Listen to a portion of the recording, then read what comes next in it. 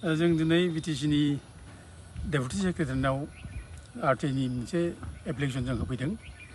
बे आरटिआइनि एप्लिकेसन होनाय लेखा जाहैबाय बेनो आरो जोंनि आरटिआइ होनायनि मेइन थांखियानो जाबाय जे चिरां जिल्लानि सिडली सार्कोलनि आन्दाराव 100 जननिबो बारा आरो लोगोसे बेंटल सार्कोलनि आन्दाराव 56निबो बारा नन बनाफाइड नन एलिजिबल मानसिफोरनो हानि जायनाखि पाट्टा होनो जा प्रप'जाल बानायबाय बिटिसिआव हरबाय। जों दा बेखौनो जोङो डिटेल्स जोङो मोननो लुबैदों आरो जों इतिमध्य दाखालि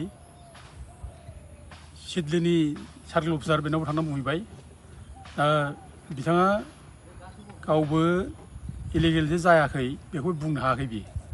बे मात्र बुंदों बेनि थाखाय आं दायनिगिरि नङा, बेनि थाखाय एसडिएलएसिआसो बेखौ माने माबा लादों, प्रप'जालखौ लादों, बिसोरसो डिसिसनखौ लादों, बे बाथ्राखौ बुंदों। मेम्बारफोर दङ, बिसोर माइनसबो क्रिएट खालामदों, बे बाथ्रा बुंनानै गाव बारग'नो हादों।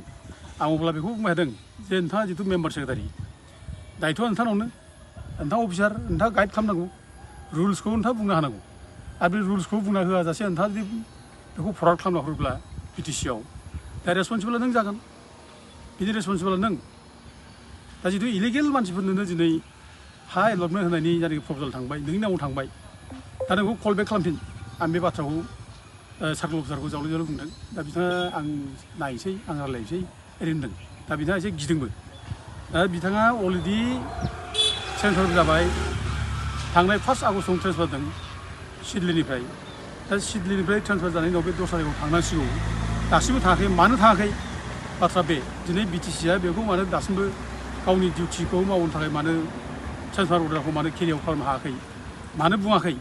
दा दिनै बे ट्रेन्सफार जासेयावबो गावनि माबायाव साख्रियाव थाङाखै, पस्टिंआव थाङाखै। बेनिखायनोथ' दिनै बे इलिगेल खामानि मावबाय थादों आरो बे खामानिखौ बियो दिनै माने इलिगेल मावनानै दिनै बिटिसिआव फरवार्ड खालामहरदों। दा जों बेखौनो बुंनो लुबैदों दिनै जे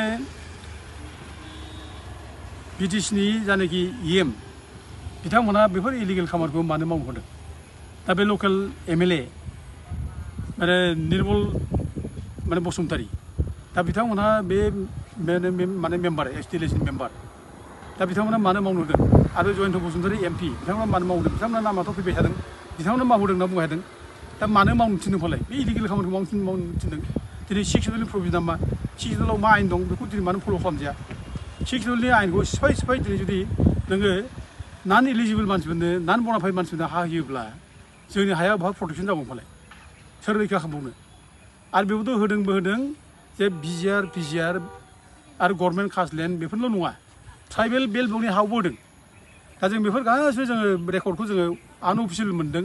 दा बे आनअफिसियेल रेकर्डआ माने लिगेल एक्सननि थाखाय खामानि होआ। बेखायनो जों लिगेल एक्सन लानो थाखाय जोङो दिनै अफिसियेल जों दिनै आरटिआइ खालामबाय। आरो आरटिआइ खालामनानै जुदि जों जेब्ला रिपर्टखौ मोनगोन बे अफिसियेल जागोन। जेब्ला माने आरटिआइ कपि जों मोनगोन अब्ला बे अफिसियेल रेकर्डखौ जों लानानै जों अब्ला जों लिगेलि चेलेन्ज खालामनो हागोन, जों कर्टआव थांनो हागोन, लिगेल एक्सन लानो हागोन। बेखायनो जों दिनै बे आरटिआइखौ खालामनानै फैनाय जाबाय। दा जोङो बेखौनो जावले जावले बुंबाय थादों। दा दिनै फेरेंगा मोनहा गावनि बर' फिसाखौ न' बां बुख्रुबनानै होखारो, आलाय सिलाय खालामो। दिनै गोबां गावनि गिर्जायाव थाङो, गिर्जाबो बुफायलायनाय जाबाय। धोरोमनि माखासे मन्दिरफोर दङ, बाथौ थानसालिफोर दङ, बेखौ बुफायलायनाय जाबाय। बेफोर अननाय खामानिखौ बिथाङा मावगासिनो दं। दिनै गोरिब गुन्द्रा बर' फिसाफोर रायजो जाफुनाय दिनै बिसोरो बिखुङाव फिसा बानानै गाबगु खुगु जाब्बाय, मैदेर रथ' गाबबाय, फिसा बामनानै दिनै आहार जाफुनाय गथ'खौ लानानै दिनै गाबगु जागासिनो दं, असान्थि जागासिनो दङ। दिनै बेफोरखौ फेरेंगा मोनहा नुखोना नुदिया।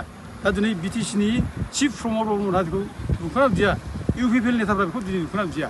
गावनि मानसिखौसो मानो टारगेट खालामबाय थायो, गावनि मानसिखौसो मानो होखारबाय थायो। दिनै गुबुनखौ होखारनांगौ। दिनै बे गभर्नमेन्ट हायाव थानाय माने सरकारि हाफ्राव थानाय बेफोरखौ दिनै होखारनांगौ, होखाराखै। आसाम गभर्नमेन्टआ दिनै होखारगासिनो दङ इलिगेल मानसिफोरखौ। दा दिनै गावनि ट्राइबेलखौ प्रटेकसन खालामनो नागिरै गावनि ट्राइबेलखौसो होखारो, खिन्थु मालायखौ माने दोनो, मालायनो हा होयो। बिसोर बेसेबां अननाय, बेसेबां गाज्रि खामानि बेयो। दा दिनै जों बेफोरखौ जावले जावले बुंबाय थादों। जों जावले जावले बुंब्लाबो बिथांमोना खोमा सुवाखै। दा ओंखायनो जों दिनै